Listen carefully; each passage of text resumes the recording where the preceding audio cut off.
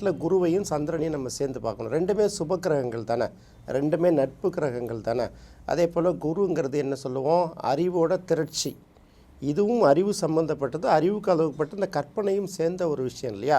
அப்போ ரெண்டும் சேரும்போது என்ன சொல்ல முடியும், அறிவும் அதிகமாக இருக்கும், நிதியும் அதிகமாக இருக்கும், சிந்தனை திறன் அதிகமாக இருக்கும், செயல்திறனும் அதிகமாக இருக்கும் இல்லையா, அழகும் அதிகமாக இருக்கும். சொல்லுவோம்ல சந்திர மௌலீஸ்வரர் அப்படின்னு சொல்கிறோன்னா, சந்திரனையே கிரீடமாக சூடியவர். மௌலி அப்படிங்கிறது தலைமுடின்னு ஒரு பேர் இருக்குது.